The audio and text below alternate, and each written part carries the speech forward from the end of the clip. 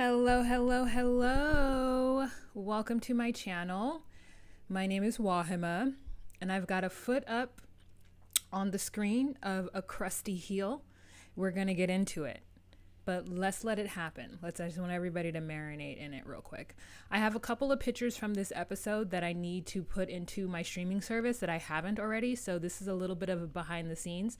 I'm also going to give those of you who are notoriously late, just kidding, an opportunity to come into the room while I, who am not prepared, get prepared, you know?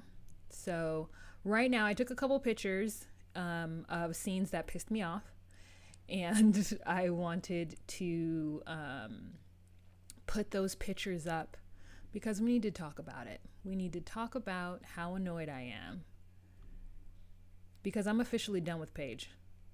So Chris leans. How do you spell lean?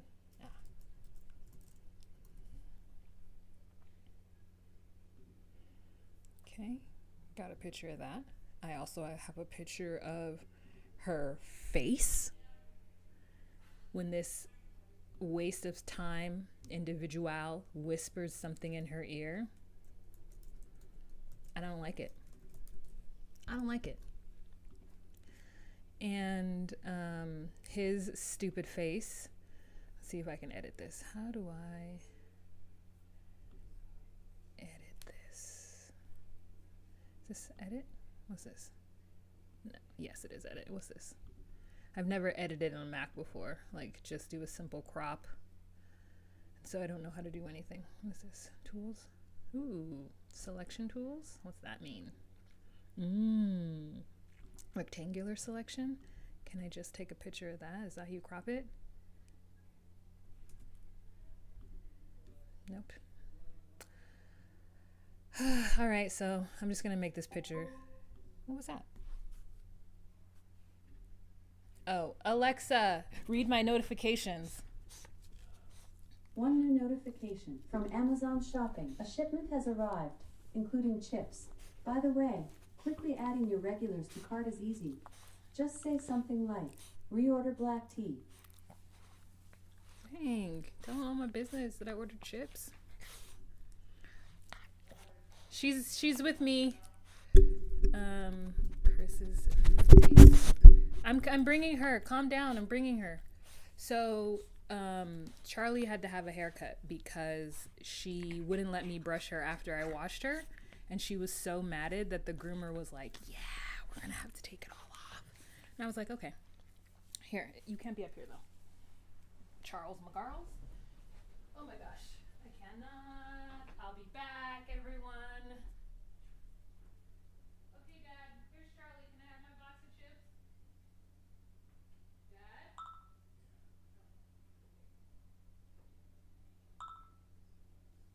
I'm live, but if you want to put those box of chips. Whatever the box I got just now? Chips? Yes, they're chips. There's no snacks in this house. Okay, let's see. So I hope everybody's comfortable. Get in the room, you guys. Get in the room. You know what I'm saying? Get in the room. Okay. Putting my streaming service back up so I can see myself. And putting YouTube back up so I can see what you guys are talking about. Oh, it's frozen. Oh, no, it's not. There it goes. Oh, the monetization is off? No, we are going to be monetized.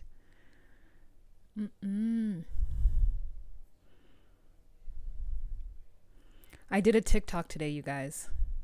It was beep beep beep beep beep beep beep beep. I'm so pretty and she liked that or whatever. And I didn't do the most on my face because I'm very, very worried about putting out too much makeup and this is what you need to do to be considered pretty and whatnot. So I want to be as like, not normal, but I want to be as fresh face and regular as I can possibly be. So that's why I don't have my fancy eyelashes on today. I just have on my basic drugstore eyelashes. You know what I'm saying? The $2.99 holla with a little bit of duo, which is why you can barely tell I have on any eyelashes. Okay. Where's my monetization? Why did it take it away? Oh, there it is, monetization. Okay. It's on. All right, save. Great.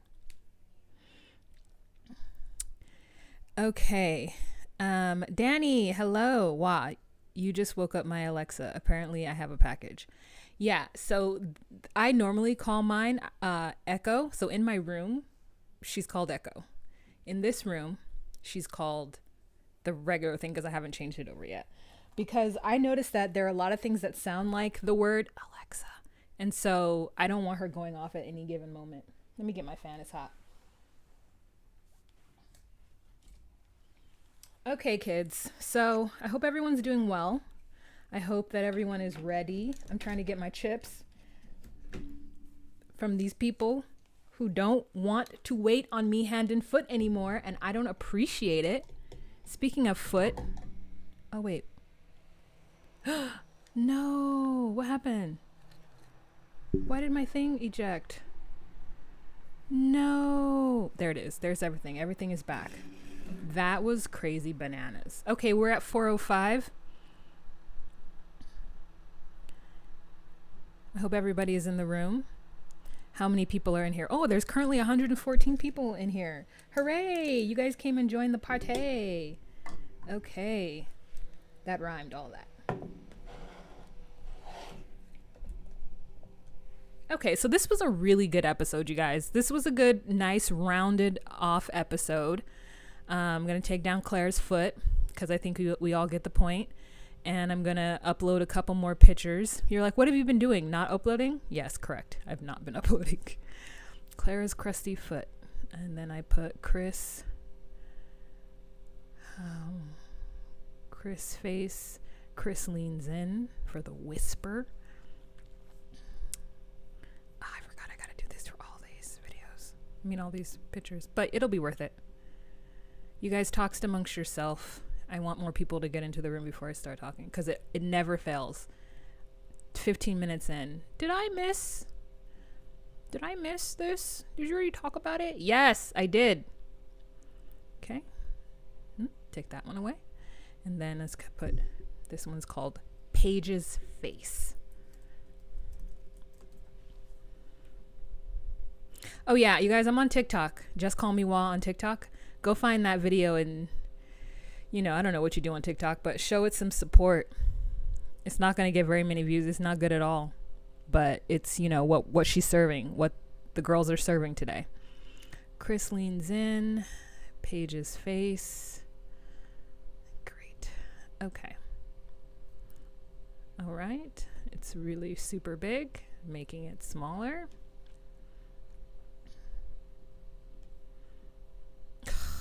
It upsets me.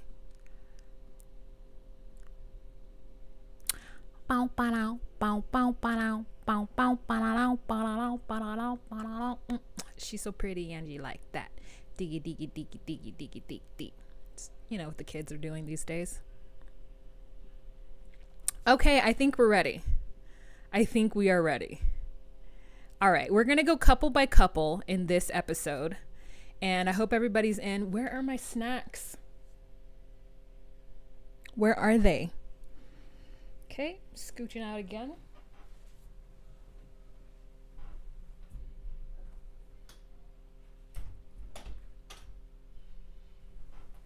See, what happens is I buy chips because no one else buys them. And then I buy the chips. And then all of a sudden it's like, oh, Wahima, you bought chips for all of us? How come you all don't buy chips? Buy chips if you want chips. Shoo, I want chips. Hey guys, it's Wahima, but just call me Wah. Melanated! Welcome to my recap of Welcome to my recap of Married at First Sight, Season 12, Episode 7, Do You Know You're in Love? I believe that's the name of the episode. And let's jump right into our first couple now that we are here. Let's just start off with Haley and Jacob. What does this picture look like? Great. Let's start off with them. Let's go on ahead and move it over.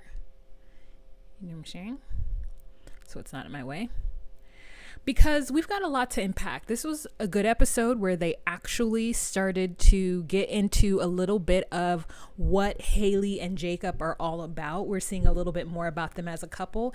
This is turning into maybe not the Chris and Paige show as the first 6 episodes 100% were. So much happened. But I have to say that now that we've gotten all the couples more evenly shown to us, this was a really good episode. There was ups and downs, there were peaks and valleys, and I appreciated all the editing that went into this episode. Okay, so we're first going to talk about Haley and Jacob. So what we get is Jacob is feeling real hurt because Haley behaved like a schoolgirl, and when she saw the girl they didn't want to hang out with, she grabbed the other girls and just went running. Chips. And Jacob didn't like that. It took him back to his Coke bottle glasses days. It took him back to him not being the buff man that he is right now. And it triggered him. And listen, it would have triggered me too. Like, I have built up a resistance to people not including me in things, and like, I'm the ugly odd one out. So I don't even be trying to want to go to people's shit. You know what I'm saying? I don't even be really even trying to be my friend. You know what I'm saying? I'm on the fringes because I don't want to be hurt. And I understand where Jacob was coming from in that point of view. However, the crazy that popped out of his mouth was a little, okay, bro, I see the pain. Back it on up. So they are in Vegas, and the next morning wakes up real awkward. Haley doesn't understand why it's awkward, and she doesn't do what she needs to do to kind of bridge that gap. She just stays quiet. They get ready, and he accuses her of that is what I heard. I literally had to watch her say it 3 times. I still didn't even know what the hell she was saying. It sounded like she said, flip your cooler. He accused me of flip my cruller, is what I heard. And shortly thereafter, we're going to figure out what it is that she said. But she says that she thought it's better if they didn't sit next to each other and she got an aisle seat and he sat in a different part of the plane. And I thought to myself, I don't necessarily know if that was the move, but okay. And they get back to Atlanta, and they are at their shared apartment that everybody gets, because we're at the place now in the show where everyone is now staying in a neutral space that the producers have set up in the same apartment complex. And he's in full, I'm telling you how I feel mode, and she's in full, I'm defending myself in defense mode. Who are you stranger, to be talking to me like this? And he basically says, I know you're talking to somebody else. You must have a boyfriend on the side, or like you're seeing somebody else, because this behavior of you running off, always needing to have conversation with other people. I get you need your space, but the way you behaved was, blah, blah, blah, blah, blah. I've been in this situation before. And, they get to the apartment. She's offended that he thinks she's seeing somebody else and that she lied. He's like, you lied. All these little white lies are going to creep up on you. And she's like, I didn't lie. The plans changed and I just didn't let you know. So I guess what happened, it was supposed to be a girls' night. Then it wasn't a girls' night because some of the men came down. And so then he saw that, and he saw her scurry away with them. And then he felt like he just wasn't invited to the party, because instead of her being able to explain, like, I need time away from you specifically, like, she made it seem like she just needed time away, or just girls' time. And I think those are the things that he could have understood. But the fact is that she made it less about, I need time away, more so I need time away from you. Oh my God, Onyx, thank you so much. Hey, Wah, this is for the baby journey. Love you, sis. Thank you so much for your super chat. I absolutely appreciate it. Thank you. First super chat of the episode. Yes, Onyx, killing it. Thank you. And so he's definitely rightfully offended by that. And so he then starts to regurgitate everything that he's felt in his past. And it's not clear. It's not correct. And so instead of her trying to understand that, which I guess she's just not emotionally there yet because she's dealing with her own stuff, she just says, I don't know what you're talking about. You're crazy. You're being this. I'm offended that you think I lied. I'm offended that you think I have a significant other. And I was just like, okay, girl, you're offended. Okay. Like, just assure him that you don't have this significant other. Why do you have to go into like, I'm offended that you're offended mode? I hate that. But anyways, they end up making up. He ends up apologizing to her profusely, but this has set them back, she says, even further than they were before. But I don't believe that. I don't believe that was even at the starting mark. You know what I'm saying? Like, I think she was just coming on. She was just pulling up into the parking lot where the track field was. She's at the light and she doesn't know if she wants to turn into the parking lot to the track field. She is so far out of this. So for her to lie, or not lie, but for her to try to hide behind the fact that he's done something kind of crazy and then be like, yeah, see, I was right. I was right for not wanting to turn into the parking lot. And it's not fair. It's just not fair, because what she did was very mean girl-ish. Oh my God, Tessa. Tessa says Haley slept with Jacob to see if she would be more attracted to him. Not cool and toxic behavior. I don't know why Haley slept with him. So I don't know. But I think that I think that she says that something just doesn't click. And I'm just like, what is that doesn't click besides you not being attracted to him? I'm trying to figure that out. Like, I'm trying to think, if this were me, what could it possibly be? And it would be like me being embarrassed to be seen with him in public. That's really the only thing that would stop me from doing anything. So then they go to each other's homes, and he says that he wants things that are unnecessarily neon. And she really, really hates the fact that he likes the 80s, and I don't understand why. Okay, here's the deal. I'm somebody who loves the 70s. I don't know if I love the 80s. Crack epidemic hit the black community pretty hard, and a lot of shitty things happened to black people in the 80s. However, it is a source of comfort for him.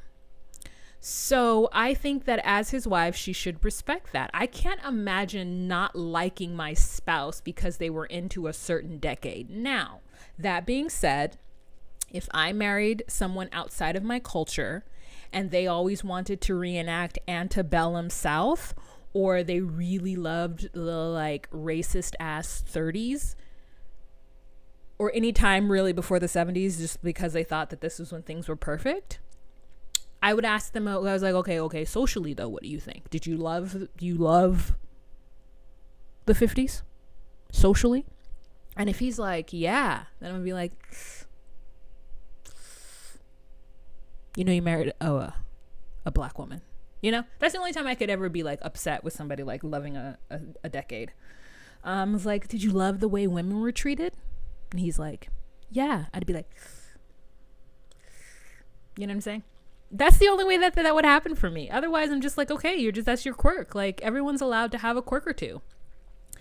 And for her, that's a big red flag. And I want to know, a red flag for what?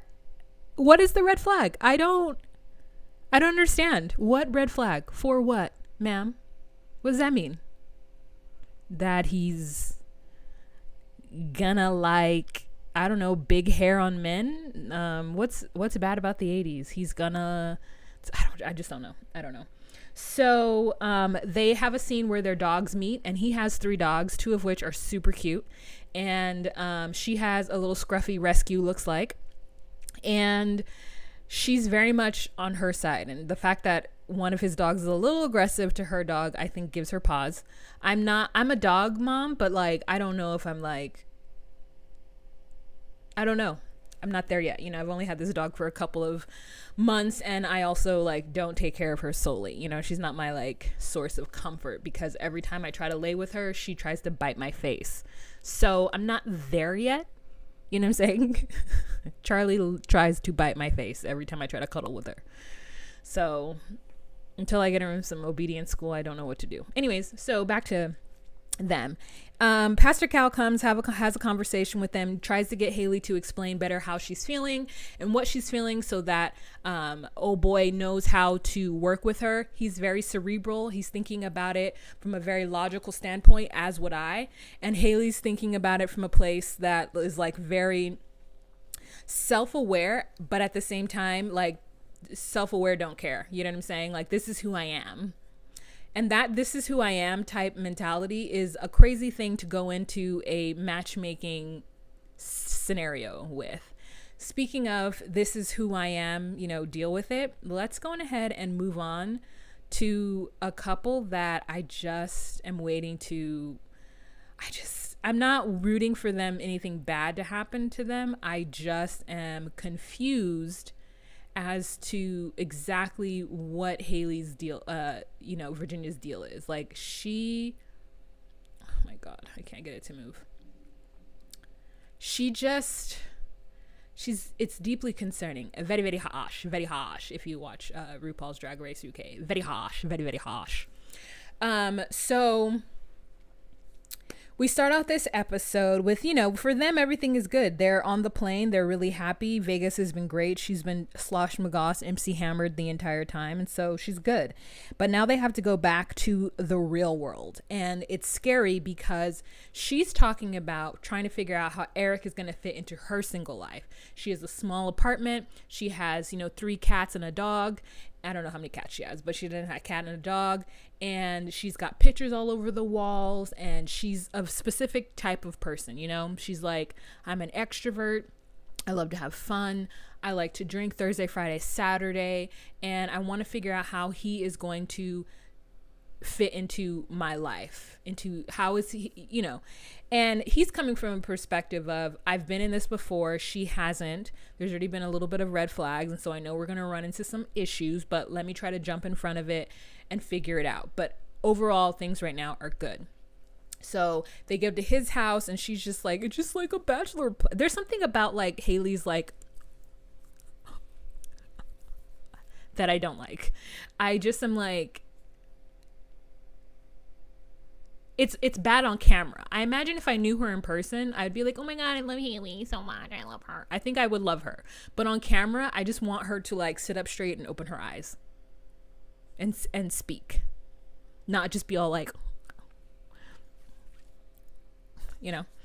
And so they get to their place and they've got a full bed. It's a full-size bed. It's a full-size bed because nowadays they be making houses with these small bedrooms that you can't put a queen-size bed in unless you want that to just be your entire room. So they put a full-size bed and they're expected to sleep on this little ass bed together, which I guess is fine.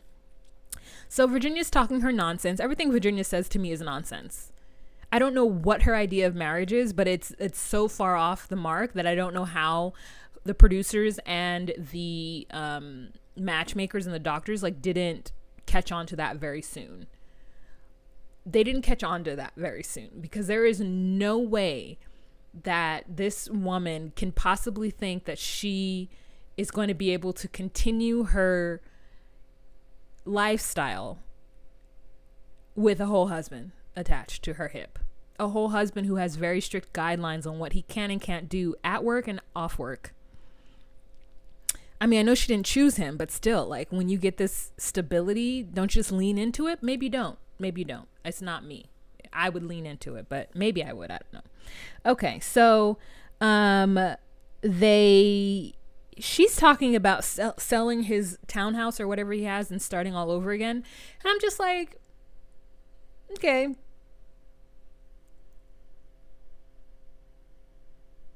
It feels like Virginia thinks that everything that he is not her. And so she uses them as reasons to I think hold something against him. We all know that he's a card-carrying conservative Southern man. And so he's really conservative, right? But it's almost like she thinks she's better than him. Does anyone else get that? I think she thinks she's better than him, or that she's a better person or something than he is. And that, or something, because she doesn't want to give up who she is. And I'm not saying she has to, but that means she doesn't want to compromise. So they meet with Pastor Cal, and she talks about the fact that there's been a couple of red flags for her. One, the fact that she had to check in with him when she arrived to her destination. The fact that he told her to be careful before she left. The fact that he got a little annoyed when she made plans and didn't talk to him about them first, didn't ask if, it was okay. And for the fact that she does get MC hammered, and so oftentimes she does just fall asleep on one of her homeboys' couch, and she doesn't see why that is wrong. Now, when you are married, you must go home and sleep with your partner. You just have to. Unless you are working an hour away and you decide to stay with your family because you don't want to put too much mileage on the car, girl, I do not know. But you cannot spend the night at people's houses without making some kind of arrangements with your husband or your wife. You have to go home. You have to go home. That's where you live. You have to go home. And listen, I get it, but you have to go home. And so the fact is like, it's only common courtesy. Even when I've had roommates, like, do we check in with each other when we've reached a certain destination? No, but there is a thing of like, hey, I'm leaving right now, or hey, this is what's going on, just to let your roommate know in case like she needs to call the guards or whatever. You know what I'm saying? Hear ye, my roommate has gone missing. And so you would think, Virginia's never lived with anybody, so I get that. But I'm like, why wouldn't you check in with your husband? This person that you've decided to journey through life with. Once you reach your destination, hey, babe, I made it. Or, hey, babe, I'm leaving right now. Like, just so that they can know. It's wild. It's wild. I live with roommates as well. My roommates are pretty much my parents. But, like, I am like, oh, I'm leaving. I'll be back. I don't tell them when I'll be back. I tell them I'm leaving, though. We're not married, okay? Anyways, so it is just crazy that she would think that behavior is okay. And Pastor Cal has to basically tell her that she's wrong and that she needs to come home and be with her husband. And then he says something about the word husband, and I was house band, and I was like, that is not solving your case, because you can't tell me that my husband is my house band. That sounds like barefoot and pregnant to me. But anyways, so I just think that, as a person living in this world, like, you would want to make sure that your significant other knows that you're safe and that you're taken care of. And her fighting to be able to hang out all times of the night with her male friends, like, at first I was like, I don't see the problem, but now I'm starting to see, like, come on, girl. Like, if you're like, listen, the first time I had a friend of mine who was in a relationship, I was like, hey, let's go see this. And she was like, okay, let me ask Danny, or like whatever the guy's name was, right? And I was a little taken aback because I was like, I don't understand what's going on. And I asked her about it because I didn't understand. I was like, why? And she was like, I just want to make sure that, like, he doesn't want to see that movie too, because then it, then he wants to see it and I've gone to see it with you, blah, blah, blah. And I was annoyed because she and I had been friends longer than that person had been in her life. But it was always something, even though I was annoyed by it, like, I was like, okay, like, I guess. But now that I'm older, I see her point. If it were me, if the shoe were on the other foot and I wanted to go see a movie and my significant other saw that movie with someone else, I might be a little hurt because I wanted to spend that time with them. I definitely go to the movies by myself all the time. So that's one of the things I always think of when I'm in a relationship. I'm like, do I have to wait for them? Do I have to ask them if they want to see it too? Can I just go? I want to go right now. I don't want to wait. And then what if plans change and then we don't end up seeing a movie and I could have just went by myself all along? Ugh. So there is that compromise that you have to make. And if I were really in love with somebody, I would want them to wait for me to go see a movie because I want to spend that time with them, unless it's like an absolute movie that I'm just like, no, I'll never go see it. Like, I'm sorry. Those kind of, like, there are certain comedies, like, I call them happenstance comedies. No, like shenanigans comedy. Like comedy where, like, bad choices are being made left and right. Like The Hangover. I can't watch that. Like any Adam Sandler movie, can't watch it. A lot of the movies that came out from the year 2000 to the year 2012, like all those comedies, can't, like white people running amok, cannot do it. Superbad and Napoleon Dynamite were the only two movies that I actually was able to get through without being like too, I mean, it just gives me so much anxiety to watch all this shenanigans. Okay, so we leave off with her with a pie in the face because she thought she was cool and that she knew what was going on and everything was okay, and it's not, because Pastor Cal is like counseling for her to really step back and think about this, marriage. Okay, so the next couple that we are going to talk about is Ryan and Clara.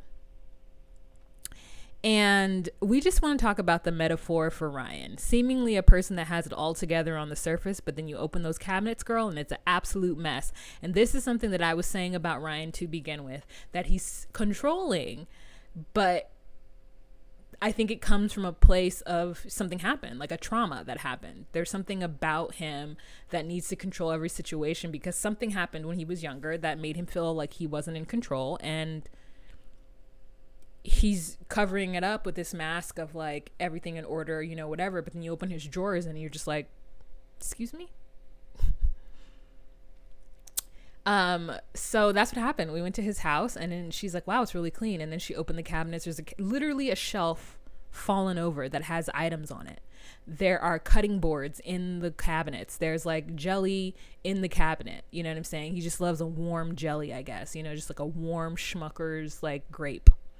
And I was appalled at them damn cabinets. Like, he's like, I guess he doesn't like things on the counter, so he just like stuffs things in the cabinets. And I'm just like, no, absolutely not. And so the same thing with his drawers. He's like, doesn't see the point of folding his clothes. So meanwhile, we go to Clara's house, and I'm just like thinking that Clara's house is going to be an absolute mess. It's not.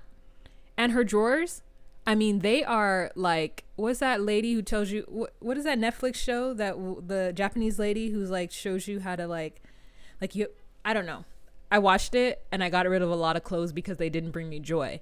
And did I fold my clothes like that? Yes. Is it super helpful? Yes. Does it get tedious of folding your clothes like that? Yes. But if Claire's willing to do it, she's willing to do it. Now, they have a scene where they talk about how everything is going, and then we get this thing, which I think that the producers did to us on purpose. You might not be able to tell, but Clara has the crustiest heels. And I get it. She's just come back from vacation. But there is a pumice stone somewhere in this world that's calling her name. I get it. We're in a whole pandemic. Maybe listen. I've been sick and I would show you my ashy ankles, and I'm not going to. But my heels aren't crusty. Okay? Because there's a pumice stone in my life. And the producers are real shady because they didn't have to show us this. Let me make it bigger for you to see. They did not have to show us that. Did they have to show that to us? They didn't have to show it to us, and they did. And I'm annoyed by it. Okay? I want my money back. I want a recount. I don't want to see this. Oh my God, you guys, there are 256 people in this room and only 104 likes. Okay. I see what's happening here. So I'm going to take this picture down and we're going to sing. Thumbs, thumbs, thumbs, thumbs it up. Thumbs it up. Thumbs it up. I said thumbs, thumbs, thumbs, thumbs it up. Thumbs it up. Thumbs it up. Yeah. Jessie Lee says my heels look like that. I've been lotioning and exfoliating. You just get you a pumice stone. Get a pumice stone. They're like at the Dollar Tree. You can get them anywhere. So anyways, they showed her feet and that was shady. So I showed you her feet and that's still shady. Only 118 likes. Oh, okay. Am I gonna have to sing longer? I don't understand what's going on. 122. Here we go. Can I get to 200? We are at 125 likes. I would like to get to 200 likes. You guys sit here and think about that. Okay, I'm going to go look for chips. God, I have to film my post-op video because this body of mine.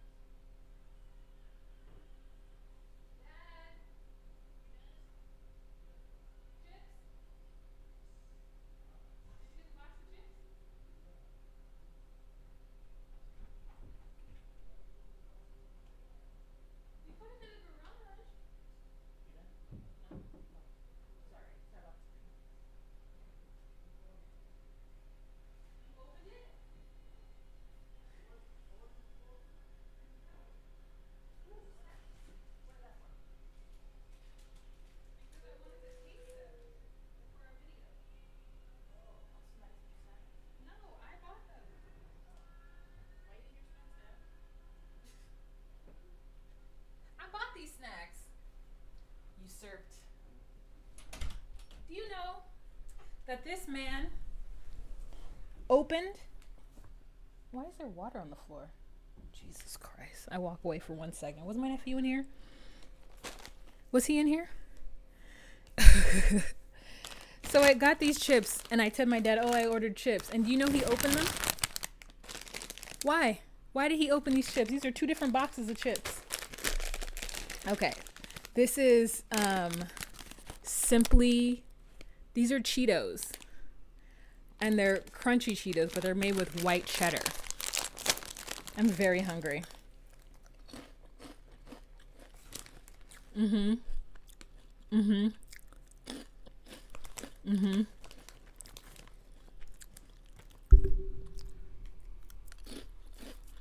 158 likes. You guys, didn't I say we need to get to 200? Okay, these are delicious.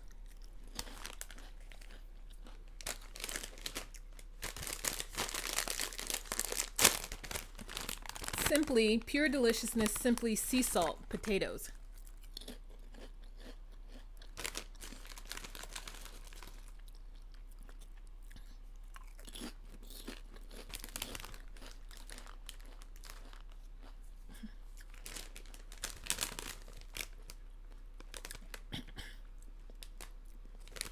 Pirate's booty, which I love.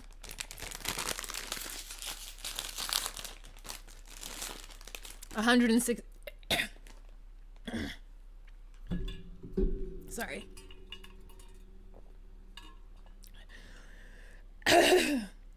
Girl, I'm so scared. Oh, what's happening with my voice? I'm so scared to cough and sneeze. It's crazy. 166. Wow, you guys are gonna play me like that? Okay. Let's get back to it.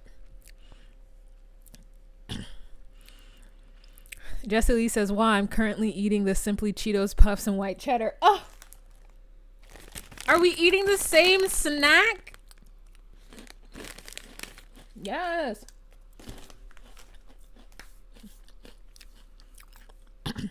I'm not gonna die. Okay, here we go. Let's get back. 172, 258 people. Whatever, that's fine. Okay. Sorry this is so low energy. I'm hungry. That's what's happening. It's 4 and I haven't eaten since whenever breakfast was. Okay, so yes, I think that that's a metaphor. They have a conversation with Pastor Cal, these two. And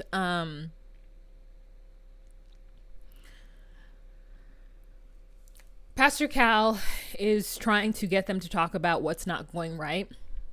And apparently they have not had sex and they're just doing other things. And it's because Ryan doesn't want to have sex. Now, truly, they have only known each other for 11 days. So I'm not as upset. Or I don't think anything is wrong because they haven't had sex. He's really trying to take his time with this. But if I were Clara, I would just be really worried that his swerve is whack. Like, I need to know how the sex is going to be. Like, are you just going to be like staring at me? Or like, are you going to be a gymnast? Like, are your eyes going to be closed? Are you going to be so overwhelmed? Like, what are they doing? Just like hunching? Are they just like rubbing through the clothes? Are they just like fellatioing? What are they doing? None of my business, but that was what came across my mind. So Ryan, I just don't trust him. I don't trust Ryan. I think that there's something very like, he needs to like talk about his feelings more from Ryan.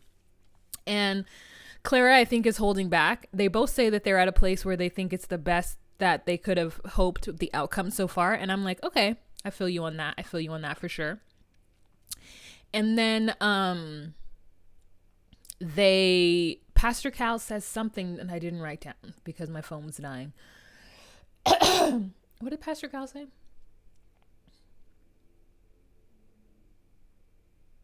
Girl, I can't recall.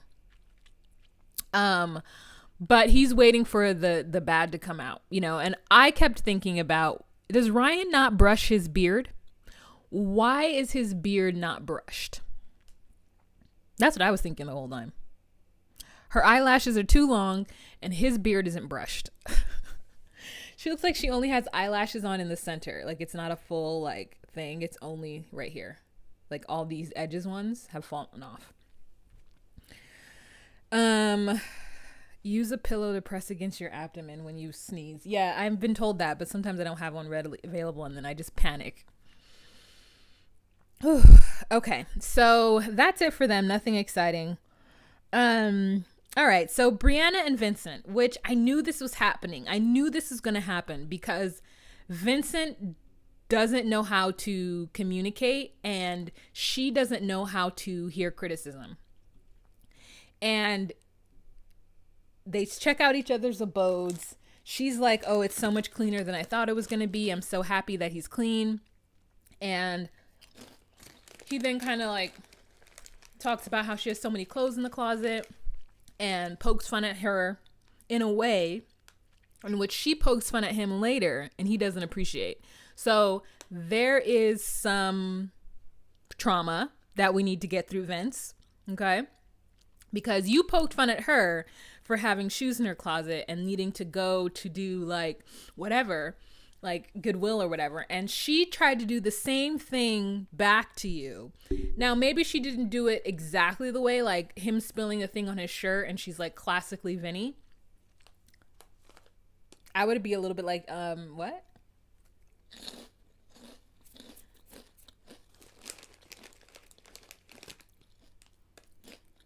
He's bringing in past relationship stuff into this. And I see it happening and I don't know how to stop it. However, she's not willing to get to beg is the way I see it. So they ended up having a fight. Seeing each other's homes was great. Having the conversation with Pastor Cal was fine. He's unable to explain how he's feeling. And in the moment, he says that he's worried about just kind of like going off on her. And she's like, oh, that's a red flag. I don't want you to go off on me. And he's like, no, not like yell at you, but just like hit a wall and not be able to surpass it. And that's exactly what ended up happening. So they open up a bottle and he spills it because it bubbles over.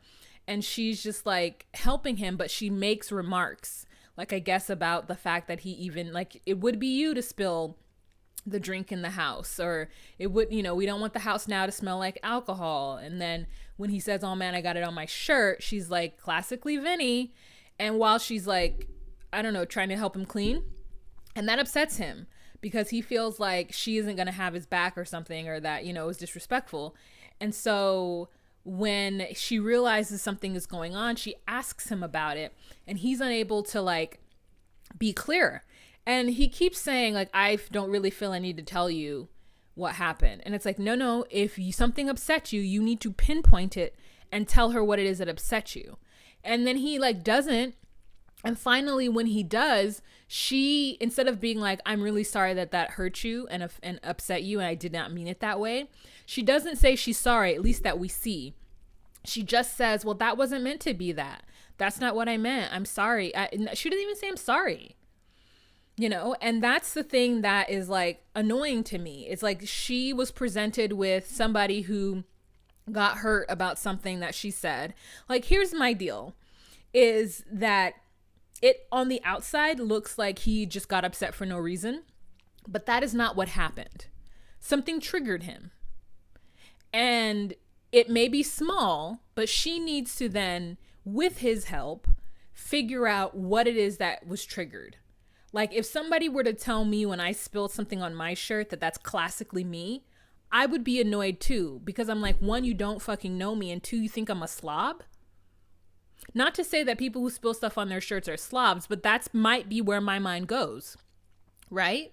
There was a time in my life, obviously I was like 11, where I didn't care when I spilled Kool-Aid on my shirt and I was walking around with a red stain on my shirt. I was like, that's life. But, and once you get older, that you don't want that.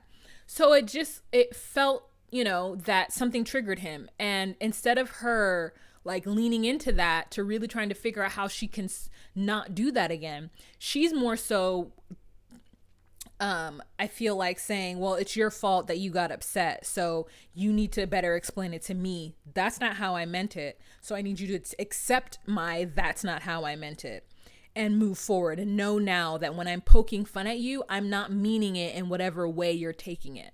And that's not what you do. Ernestine, thank you so much. Hi, sweetheart. How are you? I'm okay, girl. I have to do a whole video about how I'm feeling. But yes, thank you so much for the super chat.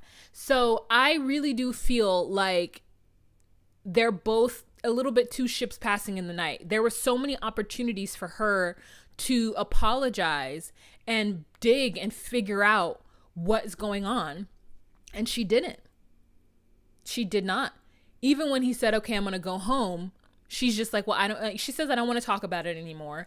And he says, well, I'm going to go home. And instead of her getting up and being like, Vince, like, no, okay, fine. You're going home. I'm coming with you.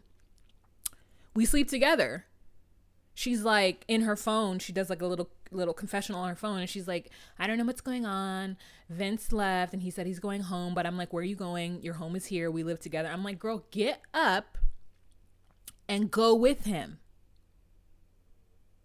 Because that's going to let him know that you're serious, even though you didn't apologize, but you're serious about this process. So he puts on his backpack and he bounces. He goes home. And so I just thought there was opportunity for her to really like try to figure it out. Now, do I put this back on him a little bit? Yes, because initially he didn't want to tell her specifically what she said that bothered him. And Kirby, thank you so much for that super chat. Kirby says she's my #1 fan. Aw, thanks, girl. I'm starving. So, it really was quite annoying. It really was quite annoying that I just don't feel like she did her part. I think that he did as much as he could have done with being the person that was hurt. But the person who hurt you, letting you just get up and leave and not being like, wait a minute, like, let's flush this out. Like, let's figure it out.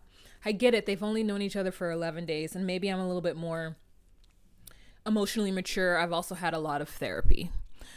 So I get that in that moment, like sometimes you don't want to do that, but that's after with people that I've known for years. Like, I think if Chris and I were to get into an argument, we're at the point now where like, we just don't talk about it. It's like, and it's not because like, you know, we don't live together. We're not whatever. But as a friend, if there was something that I did to bother her, I wouldn't just let her get up and walk away unless I was like, well, I'm done with that bitch anyway. You know what I'm saying? I would talk about it.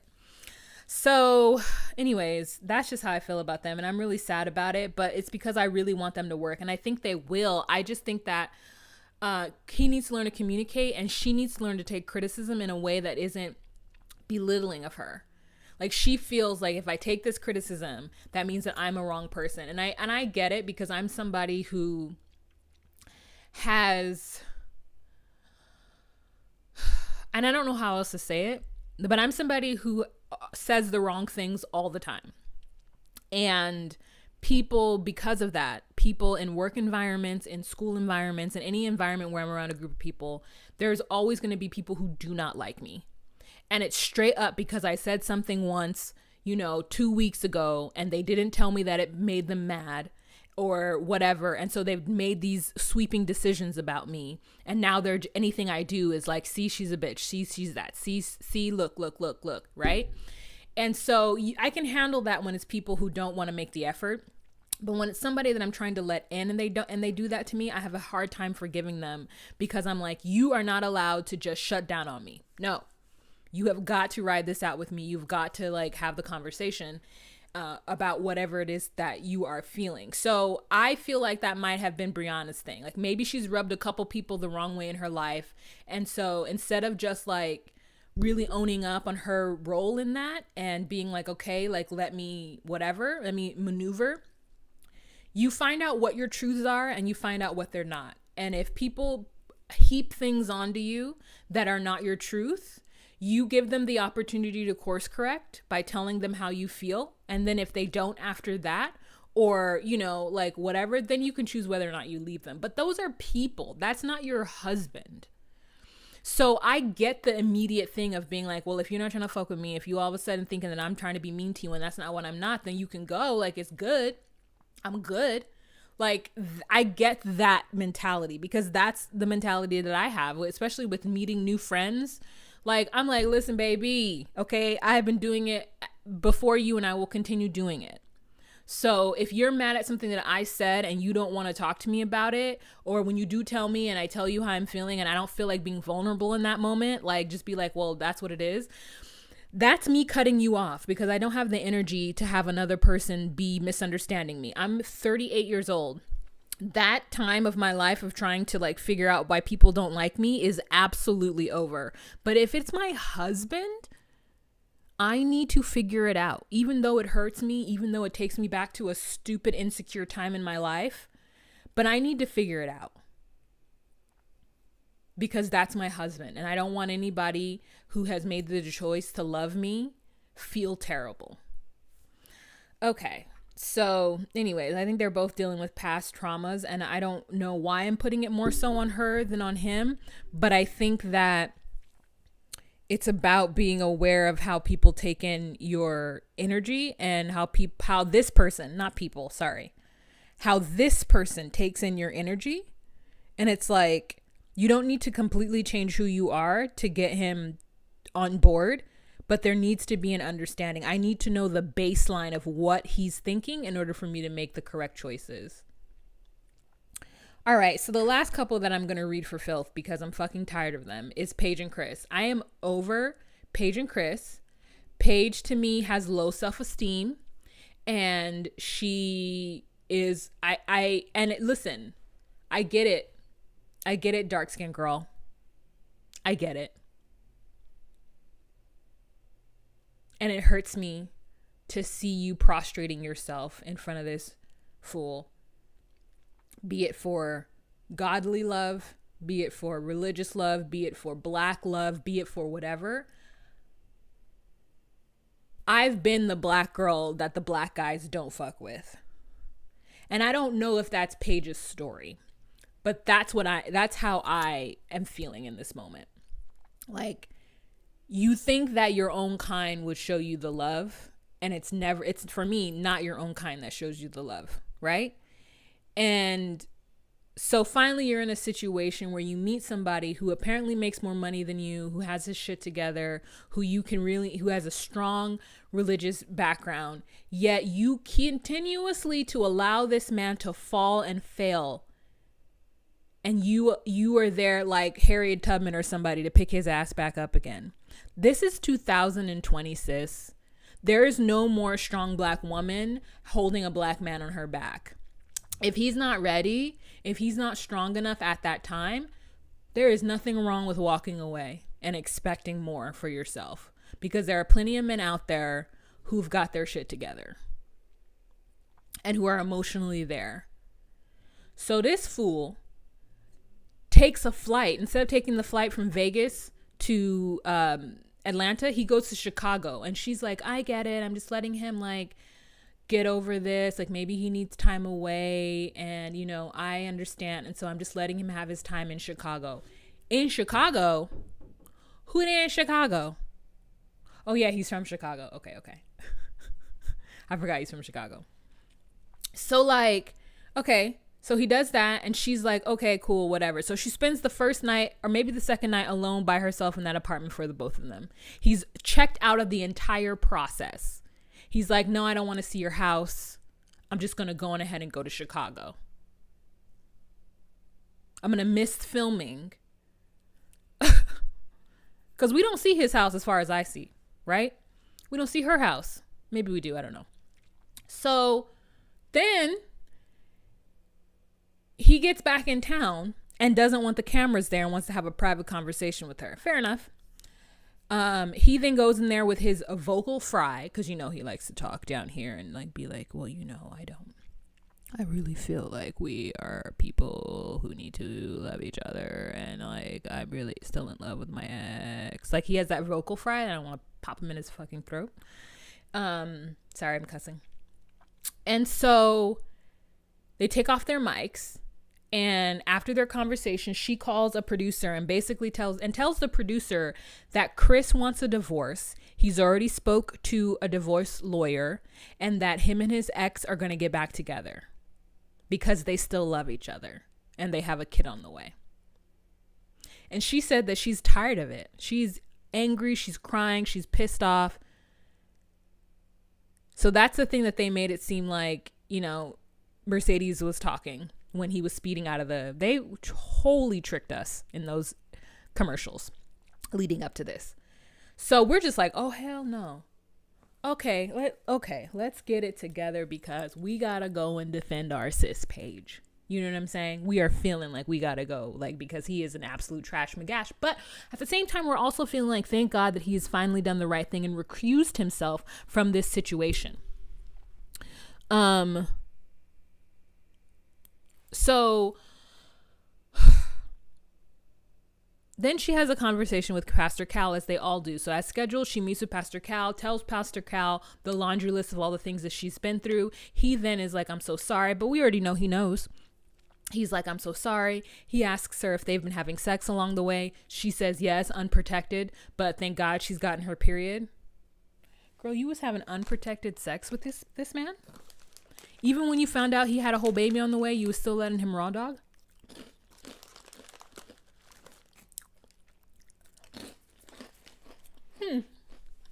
Muy interesante.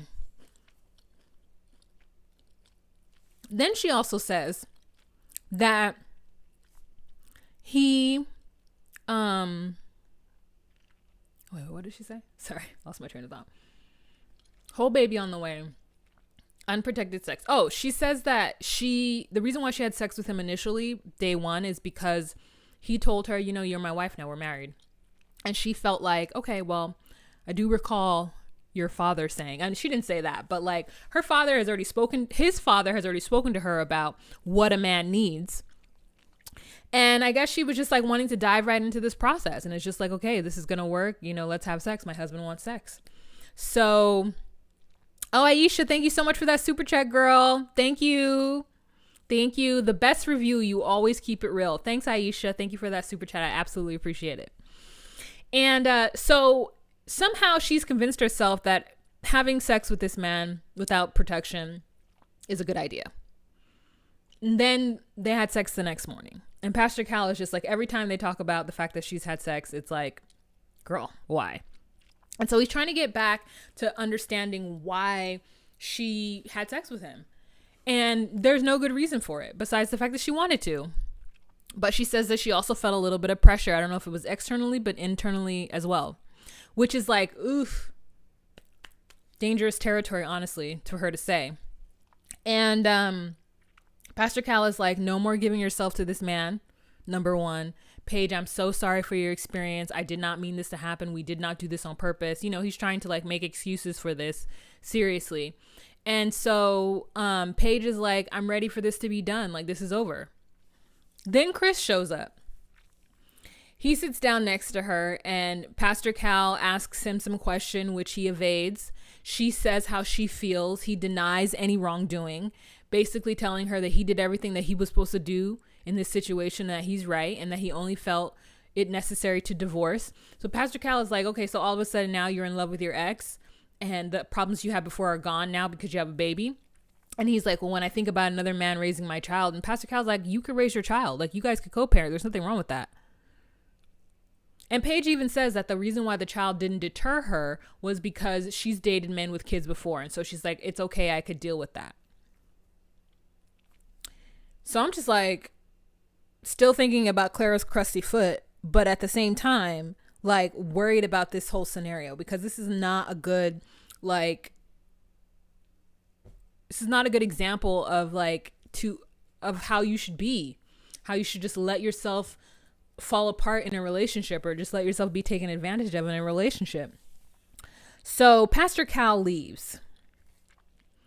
And I don't know what happens, but this Sharpay, he decides that he's going to whisper to Paige.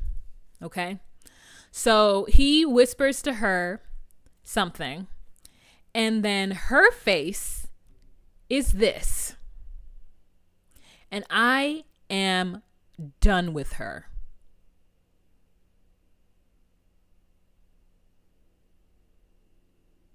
I am done with her. It is over. Because she only known this man 11 days. And he has put her through a lot. And he won't even admit on camera that he was wrong and he'd put her through a lot. And he leans over and whispers in her ear and tells her that he is scared of falling in love with her. Child, if somebody don't come and get this Negro. The manipulation. Manipulation.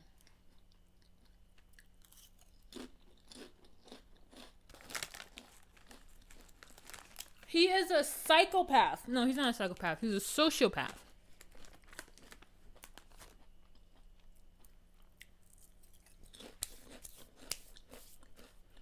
You gonna tell this woman that you want to divorce her because you got a baby on the way.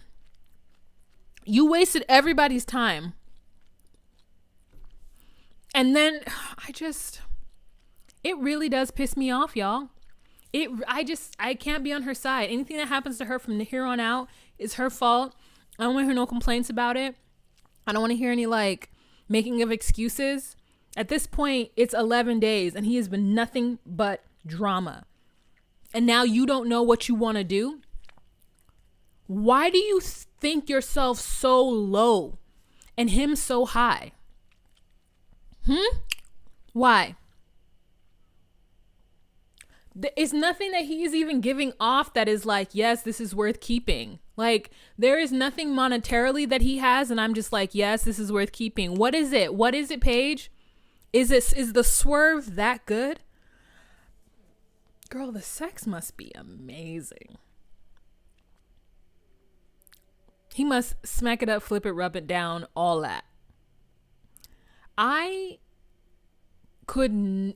would have to have me shaking afterwards. He would have to say all the right things during it. He would have to really be trying to go for my pleasure. This man don't even want to walk her dog. He is a shit husband.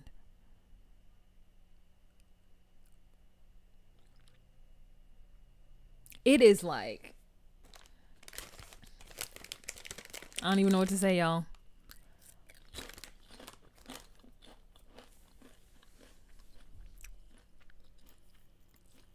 Is he cute? Here's the deal. It's not like this is her childhood crush. This is a man she's met 11 days ago and he's done all this to her. He must be licking and sticking, girl. Could you imagine anything else? Could you imagine anything else? I just can't. I just don't know. I just don't know. Licking and sticking, girl. That's the only way. That is the only way that I would have this smile on my face by this man whispering in my ear. I wish my lighting were this good all the time. It's why do my hands need to be up for the lighting to be clear? I need to learn about this. Look at this lighting, guys. I haven't done nothing but put my arms up. Take my arms down. Okay. Anyways, so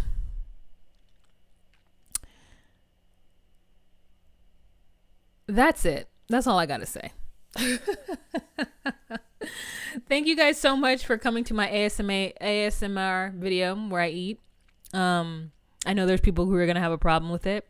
You can have a problem with it. That's fine. You can have your feelings. I just really need to eat. I'm not going to get a headache for you. All right. So y'all sound off in the comment section. Let me know what you guys thought of this episode. I want to thank those of you guys who did a super chat for me. I want to thank those of you guys who are in the room right now. We've got, how many people in this room right now? How many y'all is in here? Oh, 337, 216 likes. Hey, thank you. I appreciate it. So that is the end of this video. I want to thank you guys so much for supporting me, supporting my channel, and watching this crazy ass show with me. It is a good time. If you are watching Australia, let me know. I've watched, I think, the first 2 episodes of Australia, and yo, these people is wild in Australia, bro. Okay, these brothers are wild. These spouses are wild. They even have older women with kids. Now, how you get married at first sight when you have children, I don't know exactly, because you just bring in a random person into your kid's life. But I love that idea. I love that. I love an older couple. Like, I feel like honestly, here's the truth. This show doesn't need to have anybody in their 20s in it. I don't care if they think they're ready for marriage. I think that this show should only set up mature people in their late 30s, mid to late 30s. People who have had a certain amount of therapy. Because you really need to know yourself in order to do this show. And so many people do not know themselves. And it is very clear and apparent that Virginia has a problem.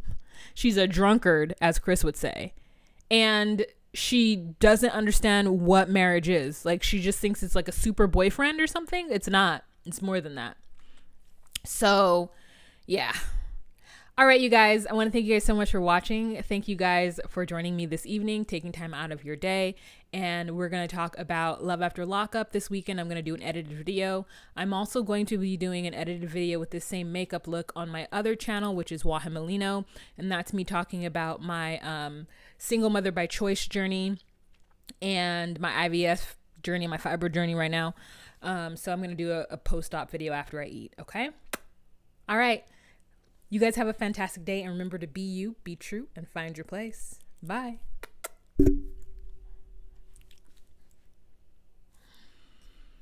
Thumbs, thumbs, thumbs, thumbs it up.